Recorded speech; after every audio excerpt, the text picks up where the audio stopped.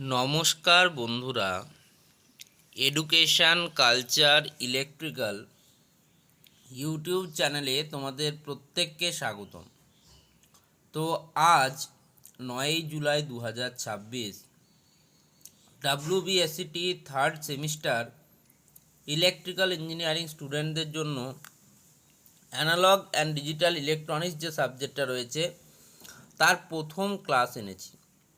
তোমাদের টোটাল 5টা সাবজেক্ট রয়েছে: Introduction to Electric Generation System, Electrical Circuits, Electrical and Electronics Measurement, DC Machine and Transformer এবং এই analog and digital electronics. Already তোমাদের 3টে subject যথাক্রমে introduction to electric generation system, electric circuits এবং electric and electronics measurement already চালু করে দিয়েছি class. আজকে করছি অ্যানালগ অ্যান্ড ডিজিটাল ইলেকট্রনিক্স, কাল 10 তারিখ তোমাদের ডিসি মেশিন অ্যান্ড ট্রান্সফরমার চালু করব। ওকে, তো চলো একটু দেখে নিই অ্যানালগ অ্যান্ড ডিজিটাল ইলেকট্রনিক্স যে সাবজেক্টটি রয়েছে তোমাদের, তার কন্টেন্টস কী কী রয়েছে, অর্থাৎ WBSCTর যে লেটেস্ট সিলেবাস সেখানে কী কী তোমাদেরকে পড়তে হবে। ইউনিট 1-এর মূলত দুটো পার্ট আছে, আমি এখানে শুধুমাত্র ডায়োড পার্টটা লিখেছি, তারপর রেকটিফায়ার পার্ট রয়েছে।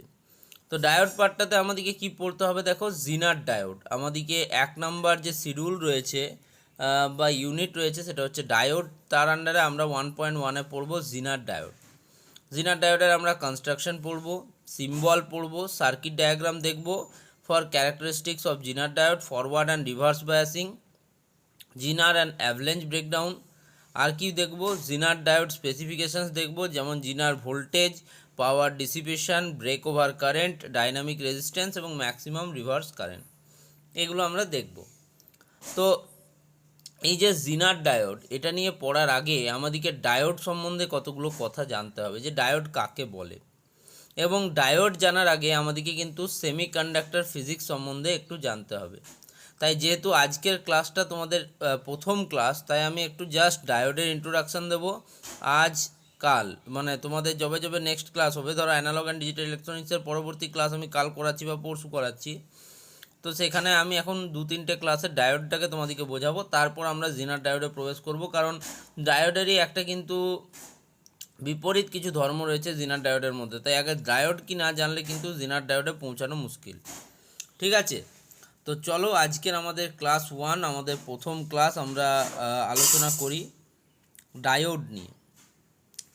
ডায়োড যদি এক কথায় বলা হয়, তোমাদের যে সেমি কন্ডাক্টর ডিভাইস যেগুলো রয়েছে, ঠিক আছে, অর্ধ পরিবাহী যন্ত্র যেগুলো রয়েছে বা তন্ত্র যেগুলো রয়েছে, তার মধ্যে সবচেয়ে সহজতম কিন্তু সবচেয়ে গুরুত্বপূর্ণ একটা সেমিকন্ডাক্টর ডিভাইস কিন্তু হচ্ছে ডায়োড। তো কি বলছে একটু দেখে নিই। বলছে দেখো, a diode is the simplest yet one of the most fundamental semiconductor device. যদি পিওর বাংলায় কথা বলি তো এরকম দাঁড়ায়, ডায়োড হলো ইলেকট্রনিক্সের সবচেয়ে সাধারণ অথচ অন্যতম গুরুত্বপূর্ণ একটি সেমিকন্ডাক্টর ডিভাইস, যদি আমরা বাংলায় করি। এখানে তোমরা কতগুলো শব্দ পেলে, কি পেলে, একটা পেলে সেমিকন্ডাক্টর, একটা শব্দ পেলে ডিভাইস। এই দুটো নিয়ে কিন্তু আমি আলোচনা করব। ঠিক আছে, আমরা কিছু জিনিস লক্ষ্য করেছি, যেমন আমরা একটা যদি তামার তার নিই, ঠিক আছে, একটা আমি তামার তার নিলাম, ঠিক আছে, একটা আমি তামার তার নিলাম, আমি কি করব, এর মধ্যে দিয়ে আমি ইলেকট্রিসিটি পাঠাবো। ঠিক আছে, ইলেকট্রিসিটি আমি তামার তারের মধ্যে দিয়ে পাঠাবো, তাহলে আমি দেখব যে খুব সহজেই কিন্তু আমাদের ইলেকট্রিক কারেন্ট এই তামার তারের মধ্যে কিন্তু যেতে পারছে, তামার তারের মধ্যে খুব সহজে কিন্তু ইলেকট্রিক কারেন্টটা আমাদের যাচ্ছে। একইভাবে আমি কাঠ নেব, কাঠ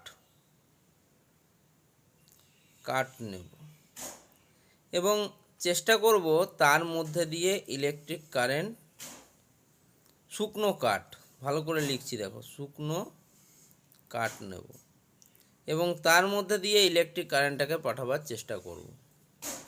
এবং একইভাবে আর একটা জিনিস নেব, যেটা হচ্ছে ধরো সিলিকন নেব। সিলিকন তোমরা সেই ছোটোবেলায় পড়েছো যে সোলার সেল সৌরবিদ্যুৎ যে সেলগুলো, সেখানে এটা থাকে। তো সিলিকন নেব এবং তার মধ্যে দিয়ে আমি ইলেকট্রিক কারেন্ট পাঠাবার চেষ্টা করব। তা এই তিনটের মধ্যে তোমাদের কি মনে হয় সব থেকে সহজে ইলেকট্রিক কারেন্ট কার মধ্যে দিয়ে প্রবাহিত হবে? অবশ্যই তামার তারের মধ্যে দিয়ে হবে। কেন হবে? কারণ এটা হচ্ছে তড়িতের পরিবাহী। ইংরেজিতে কি বলে স্যার? ইংরেজিতে বলে কন্ডাক্টর। ঠিক আছে, এটা হচ্ছে তড়িতের পরিবাহী, এটাকে বলে তড়িতের পরিবাহী কন্ডাক্টর। স্যার আমার মনে হয় না শুকনো কাঠের মধ্যে কিন্তু তড়িৎ ভালো করে প্রবাহিত হতে পারবে না, খুব বেশি বাধা পাবে। তো এই রকম যে এলিমেন্ট বা মৌলগুলো রয়েছে তাদেরকে আমরা কি বলবো? তাদেরকে আমরা বলবো অপরিবাহী।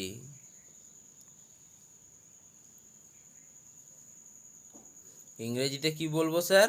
ইংরেজিতে বলবো ইনসুলেটর। স্যার সিলিকনের মধ্যে দিয়ে কখনো খুব ভালো তড়িৎ পরিবহন করছে স্যার, কখনো আবার খুব বাধা পাচ্ছে স্যার। তো এটাকে কি বলবো? এটার নাম হচ্ছে অর্ধ পরিবাহী। অর্ধ পরিবাহী।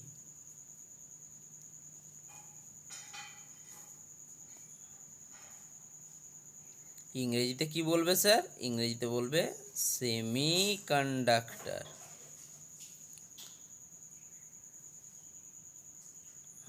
সেমিকন্ডাক্টর, ঠিক আছে। তো আমরা তিনটে জিনিস দেখলাম। এক হচ্ছে যদি তামার বা অ্যালুমিনিয়ামের তার থাকে, তার মধ্যে দিয়ে খুব সহজে তড়িৎ পরিবহন করছে, তাহলে এটাকে আমরা বললাম পরিবাহী বা কন্ডাক্টর। দেখলাম শুকনো কাঠের মধ্যে দিয়ে তড়িৎ একদমই পরিবাহিত হচ্ছে না, এটাকে আমরা বললাম অর্ধপরিবাহী বা ইনসুলেটর। এবং আরেক ধরনের জিনিস মৌল আমরা দেখলাম, যেমন সিলিকন, জার্মেনিয়ামের মতো মৌল, যাদের মধ্যে দিয়ে কখনো তো খুব ভালো তড়িৎ পরিবহন হচ্ছে, আবার কখনো কখনো তড়িৎ পরিবহনে খুব সমস্যা হচ্ছে। তো এই রকম মৌলগুলোকে আমরা বলবো অর্ধপরিবাহী বা সেমিকন্ডাক্টর। তো একটা জিনিস তো তোমরা কনফার্ম জেনে গেলে যে এই যে সিলিকন বা জার্মেনিয়াম বা এই জাতীয় যে মৌলগুলো রয়েছে, যারা কখনো তড়িৎ পরিবহনকে খুব সাহায্য করে, কখনো তড়িৎ পরিবহনকে বাধাপ্রাপ্ত করে, এদের বলা হয় সেমিকন্ডাক্টর বা অর্ধপরিবাহী। তার মানে ডায়োড যেহেতু একটা সেমিকন্ডাক্টর ডিভাইস, একটা মানে অর্ধপরিবাহী যন্ত্র, সেহেতু এর মধ্যে কিন্তু সিলিকন থাকার সম্ভাবনা রয়েছে। ঠিক আছে, পরের লাইনটা পড়ব। It allows electric current to flow easily in one direction but severely restrict it in opposite direction. Diode কি করছে? বলছে যে এটি কারেন্টের এক দিকে খুব সহজেই প্রবাহিত হতে দেয়, কিন্তু বিপরীত দিকের প্রবাহকে সম্পূর্ণভাবে আটকে দেয়। ঠিক আছে, এটা নিয়ে আরও বিস্তারিত আলোচনা করব। ঠিক আছে, এক লাইনে অনেকেই বুঝতে পারবে না।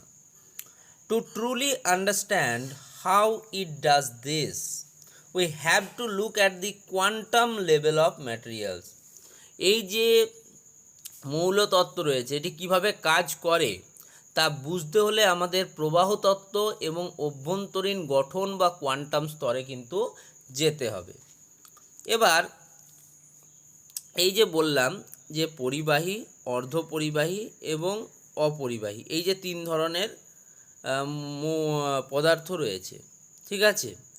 তো এদের কিন্তু কিছু নিজস্ব ধর্ম আছে। যেমন পরিবাহী পদার্থে কি হয়? পরিবাহী পদার্থে আমাদের দুটো পটি থাকে,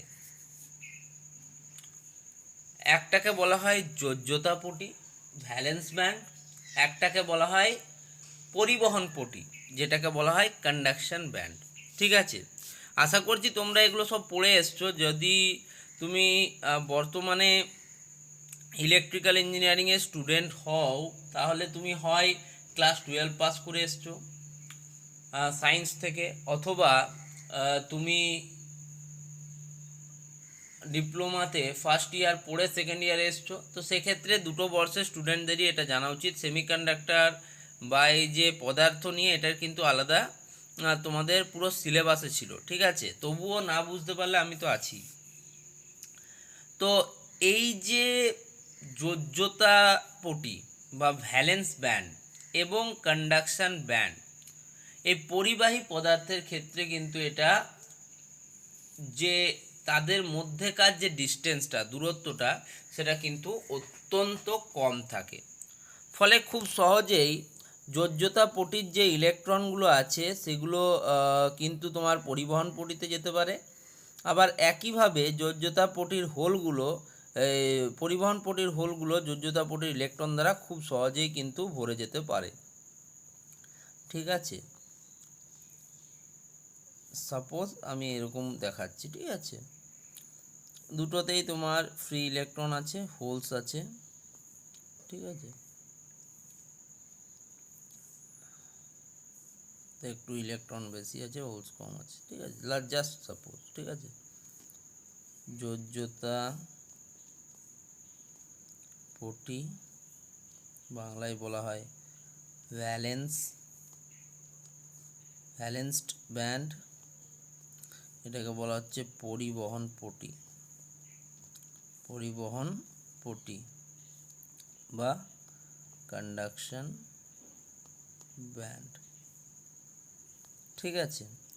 তো এই যে যোজ্যতা পটি এবং পরিবহন পটির মধ্যে এই যে ডিস্টেন্সটা, এই যে ব্যবধানটা, এই ব্যবধানটা কিন্তু সব থেকে কম হয় কিসে? পরিবাহী পদার্থের ক্ষেত্রে। পরিবাহী পদার্থের ক্ষেত্রে যোজ্যতা পটি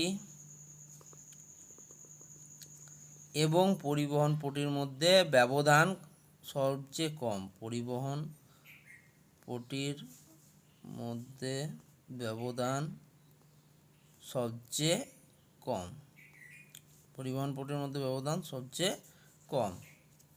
এবার যদি আমরা অপরিবাহী পদার্থের ক্ষেত্রে দেখি, তাদের ক্ষেত্রে আমরা দেখব যে এই যে যোজ্যতা পটি এবং পরিবহন পটি যেটা রয়েছে, যোজ্যতা পটি, এটা হচ্ছে পরিবহন পটি, এর মধ্যে যে দূরত্বটা, এই যে ডিস্টেন্সটা, এটা সব থেকে বেশি হয়, এই জন্য আমরা দেখব যে এই যে ইলেকট্রনটা আমাদের যোজ্যতা পটি থেকে পরিবহন পটিতে যেতে কিন্তু খুব কষ্ট হয়, বা পারেই না বলতে পারো এক কথায়। সেই জন্য তড়িৎ পরিবহন বাধাপ্রাপ্ত হয়। তো লিখতে পারো অপরিবাহী পদার্থের ক্ষেত্রে যোজ্যতা পটি ও পরিবহন পটির মধ্যে দূরত্ব সর্বাধিক। The distance between the valence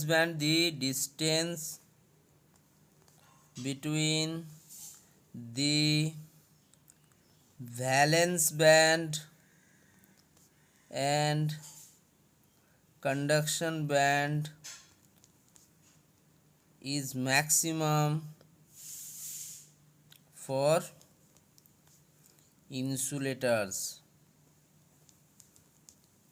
ইংরেজিতেও একই ব্যাপার, কিচ্ছু অসুবিধা নেই, বাংলায় লেখো ইংরেজিতে লেখো, কোনো ব্যাপারই হয় না। এবার তাহলে অর্ধ পরিবাহীর ক্ষেত্রে কি হয় স্যার? আমার যোজ্যতা পটি ফাঁকা, আমার পরিবহন পটিতে আমার ইলেকট্রন আছে, পরিবহন পটিতে, বা হোল আছে, যাই হোক আছে।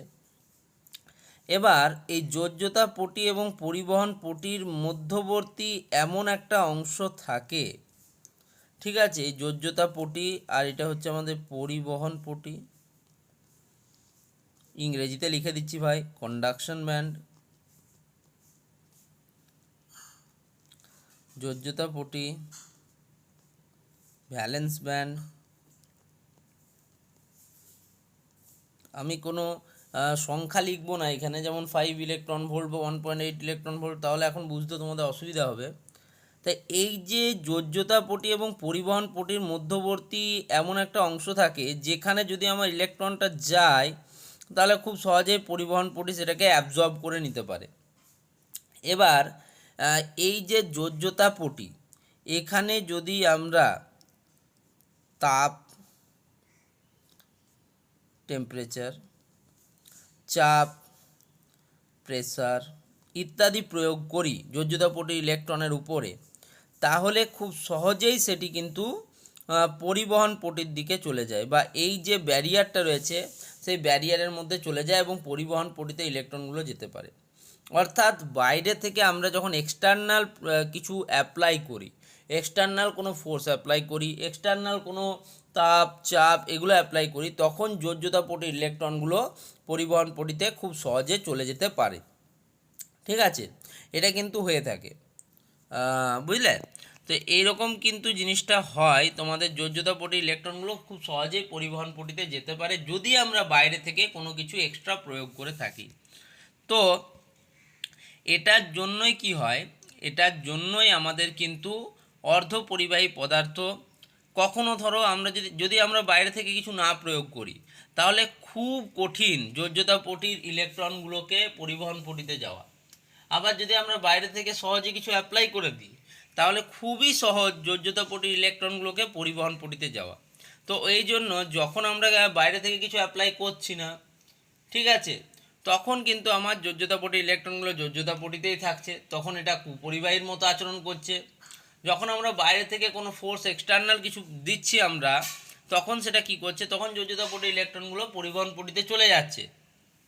ফলে এই যে তাদের মধ্যে দূরত্ব বা ওভারল্যাপিংয়ের যে জায়গাটা সেটার কিন্তু যথেষ্ট বেশি। এই জন্যই